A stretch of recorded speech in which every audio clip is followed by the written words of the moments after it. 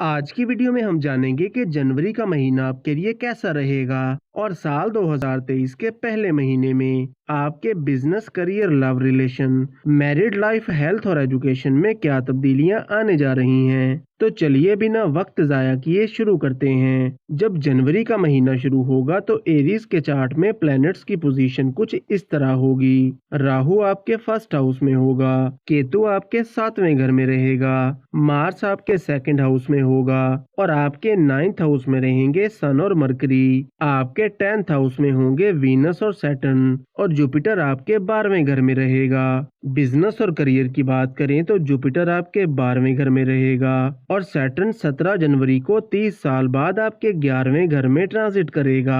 तो आपके बिजनेस और करियर में पॉजिटिव चेंज आएगा और सिर्फ जनवरी के महीने में नहीं बल्कि पूरा साल 2023 आपके बिजनेस और करियर के लिए काफी अच्छा रहेगा, क्योंकि सैटर्न 30 साल बाद 17 जनवरी को आपके 11वें घर में ट्रांजिट करेगा। तो आपकी इनकम बढ़ जाएगी और आपको अपने बिजनेस और करियर में ग्रोथ मिलेगी और पिछले कुछ टाइम से आपके कामकाज को लेकर जो परेशानियां चल रही थीं वो दूर हो जाएंगी। वो लोग जो जॉब स्विच करना चाह रहे थे तो 17 जनवरी के बाद का टाइम आपके लिए अच्छा रहेगा और वो लोग जो जॉब की तलाश में हैं इन्हें 17 जनवरी के बाद जॉब मिलने के चांसेस काफी ज्यादा रहेंगे। लव रिलेशन की बात करें तो 5वां घर होता है लव रिलेशन का और सन आपके 5वें घर का मालिक है जो कि 9th हाउस में रहेगा। तो जनवरी के महीने में आपका लव रिलेशन अच्छा रहेगा।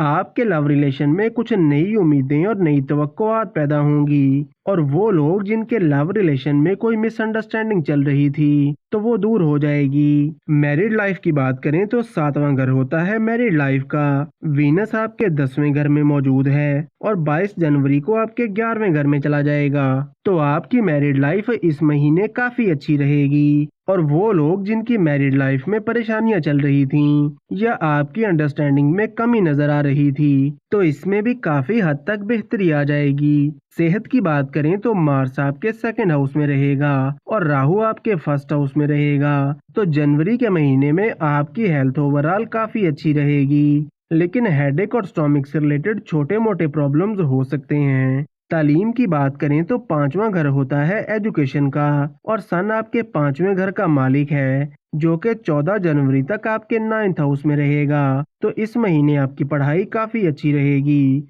और आप अपनी पढ़ाई को लेकर काफी सीरियस रहेंगे। लेकिन जब 14 जनवरी को सन आपके 10th हाउस में ट्रांजिट करेगा तो 14 जनवरी के बाद आपका फोकस थोड़ा आउट हो सकता है और आपको थोड़ी ज्यादा मेहनत करना होगी। वीडियो को लाइक और कमेंट सेक्शन में अपनी राय का इजहार जरूर करें और रोज ऐसी बहुत सी इन्फॉर्मेशन के लिए हमारे साथ बने रहिएगा।